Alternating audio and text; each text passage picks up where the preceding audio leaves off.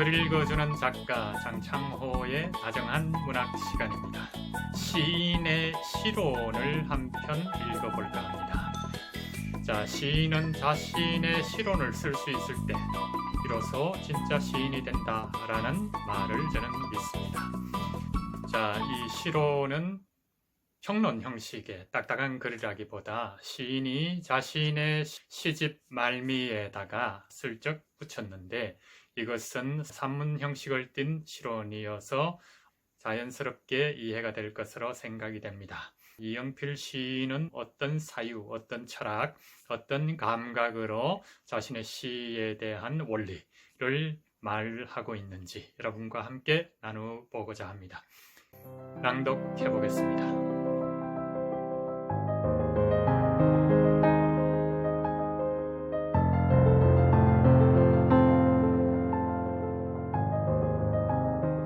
시론 이영필 시론 1 꽃이 사는 방식.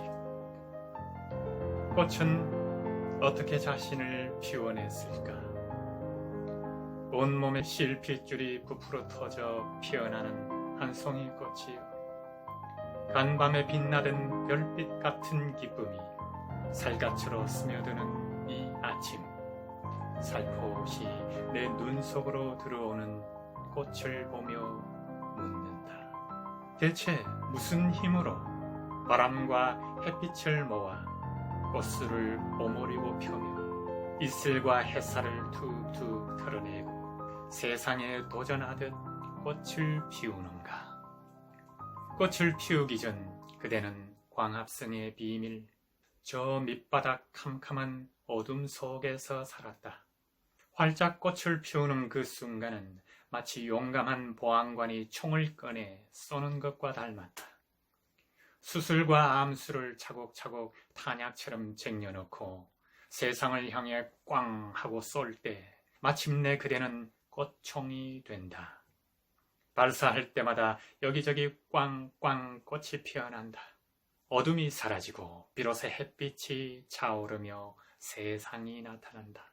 이제 딱딱한 나무에서 꽃으로 피어난 그대여, 내 의식과 눈의 동공도 깨어난다. 새로운 세상으로. 산고는 원래 희열을 동반한 통증이다. 빙하의 얼음꽃처럼 시리고 눈부신 아픔이다. 까치는 아는지 모르는지 꽃나무 주위를 맴돈다.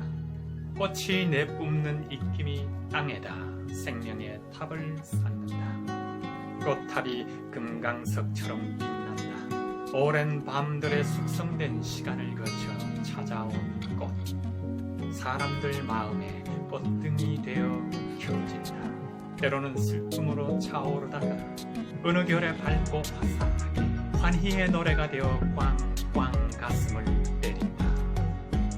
한 계단 두 계단 오르며 꽃나무는 광합성의 두레박질을 한다. 부지런히 수액을 길어 올려 꽃을 피운다. 그렇게 긴 시간의 통로를 지나며 꽃은 수태를 시작한다. 두렵고 떨리는 희열의 시간, 뚜껑 덮인 마른 우물 속의 갈증과 어지럼증 같은, 그러나 그대는 보안관처럼 일어선다. 꽃총에 방아쇠를 당기려고. 만개한 꽃은 세상이란 대지에 자신의 피를 쏟아 수혈을 시작한다. 얼어붙은 땅은 온기가 돌고 생기가 넘쳐 흐른다. 그걸 보고 꽃이 웃는다. 시가 그렇다.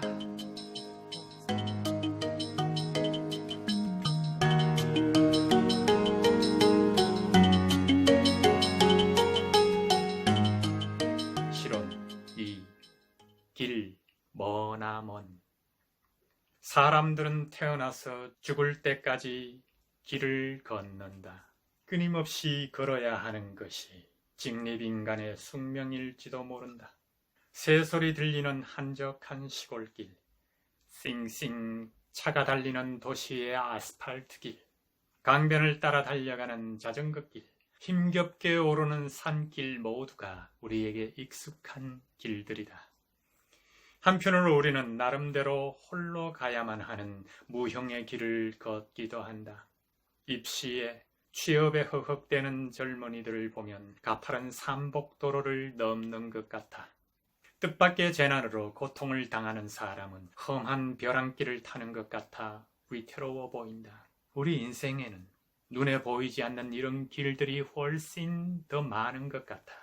무수한 시행착오 속의 갈등과 번민, 환희와 설렘을 겪으며 걸어가는 그 길은 참으로 아득하고 멀다. 그런 길 중에서 머릿속에 가장 먼저 떠오르는 길이 하나 있다. 그건 기다림이다. 국어사전에서 기다림은 어떤 사람이나 때가 오기를 바라다로 간단히 풀이하고 있지만 이건 겪어본 사람만 아는 애틋한 감정이다. 먼 길을 걸어 장에 간 어머니를 기다리는 어린아이의 심정이라면 어떨까? 열무 30단을 이고 시장에 간 우리 엄마 안 오시네.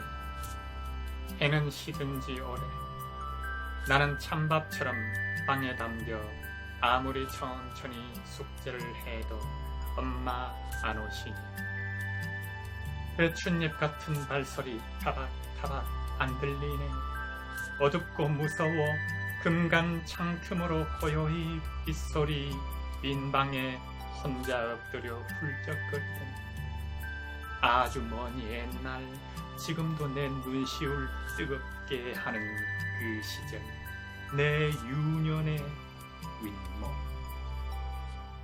엄마 걱정 기형도. 엄마를 기다리는 시인의 어린 시절이 눈물겹다.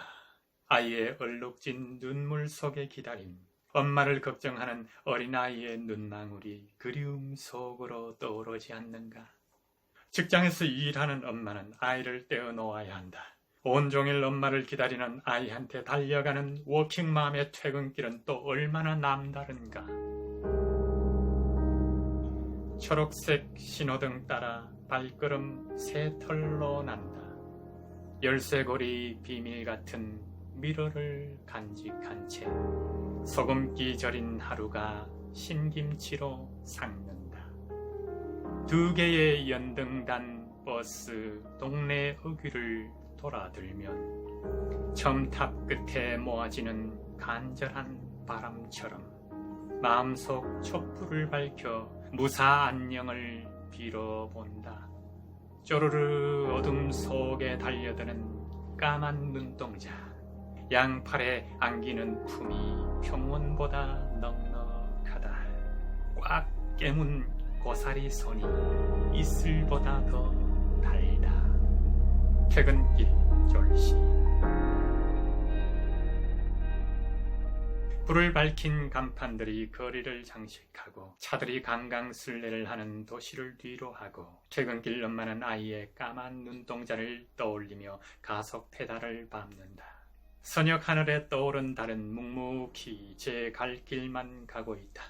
가끔 논뚝길을 걷다 보면 어릴 때 생각이 난다. 곡식과 농기구를 실은 손수레를 힘겹게 끌고 돌아오는 아버지가 영상처럼 떠오른다. 어둑어둑한 밭둑에서 남은 들깨 모종을 손에 든 채 전걸음으로 가는 어머니도 보인다. 기억 속의 길은 파노라마처럼 펼쳐진다. 먼 거리로 출퇴근하기 위해 고속도로를 달리는 승용차의 차창으로 바쁜 그 시절에 내가 얼핏 스쳐 지나간다. 아이를 품에 안을 때의 젊은 엄마의 안도감은 저녁 짓는 밥솥처럼 따끈했을 터이다. 기다림의 길이 있다면 설렘의 길도 있다. 낯선 사람들과의 길에서의 만남은 늘 새롭고 설렘을 안겨준다. 허젓한 둘레길을 걸을 때면 아름답게 지저귀는 새소리에 깊은 숲 안까지 끌려 들어간다. 바다를 가로지는 대교를 지날 때 눈앞에 펼쳐지는 멋진 풍광과 뒤척이는 물살에 마음을 뺏긴다. 잠시 모험을 즐기는 조르바와 같은 삶을 꿈꾸기도 했지만 설렘의 길에서 나는 단호하게 유턴을 한다. 그 길이 결코 나의 길이 아니었기에. 설렘의 길은 어쩌면 가상현실의 공간에서 보상을 받아왔는지도 모른다. 예전에는 꿈도 꿀 수 없었던 사이버 길이 우주 공간의 별만큼 생겨나고 있다. 일단 들어가면 블랙홀처럼 빠지기 십상이다.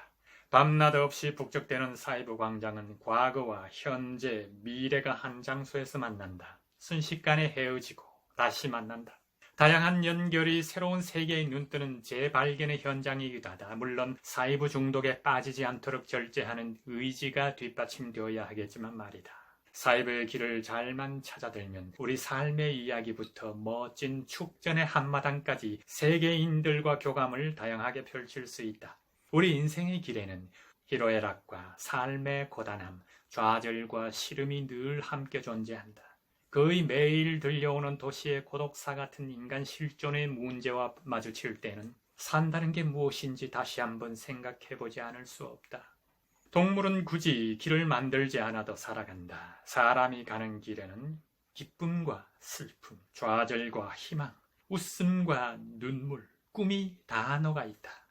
그건 지구의 심장부에서 뜨겁게 끓는 마그마와 같은 것이다. 길에서 만난 각양각색의 많은 인연이 서로 다른 삶과 어우러져 인류 역사의 나이테를 만드는 것은 아닐까. 우리가 사는 지구가 하나의 생명체 같다는 생태학적 생각을 요즘 자주 하게 된다. 환경과 기후변화, 격변하는 시대의 흐름에 따라 우리 생활은 날로 달라져 간다. 디지털과 영상문화의 물결 속에서 문학도 눈에 띄게 변화를 겪고 있다. 그럼에도 인류는 아날로그적 그리움을 떨쳐버리지 못하는 것 같아. 우리는 여전히 흙길을 걷고 싶어하고 푸성귀처럼 소박한 사람을 만나면 더없이 반갑다. 문명적 욕구 그 이상의 정서적 체온이 그립기 때문이 아닐까. 나는 유년 시절의 흙내나는 길과 주변의 자연, 돌과 시냇물, 꽃과 나비, 매미와 참나무, 이들과 관계를 맺고 살았던 사람들에 대한 기억을 떠올리며 시를 쓴다. 한편으로 가정과 직장을 오고 가며 생활에서 우러난 시를 쓰려고 애써왔다. 그렇게 걸어온 지난 세월을 돌아보면 아득하다. 앞으로 내가 가야 할 시의 길은 여전히 안개 속이고 미지의 세계다. 하얀 도화지처럼 끝없이 펼쳐진 서른과 같은 길이다. 그 길을 생각하면 두려움보다 오히려 의욕이 솟구쳐 오른다. 묵묵히 가야 할 길이기에 더욱 내 시간 그렇다.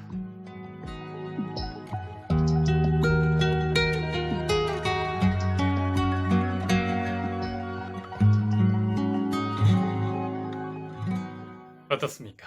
이영필 시인의 워킹맘으로 살면서 시에 몰두해야 했던 현실을 절절하게 그러나 미학적으로 고백을 하고 있습니다.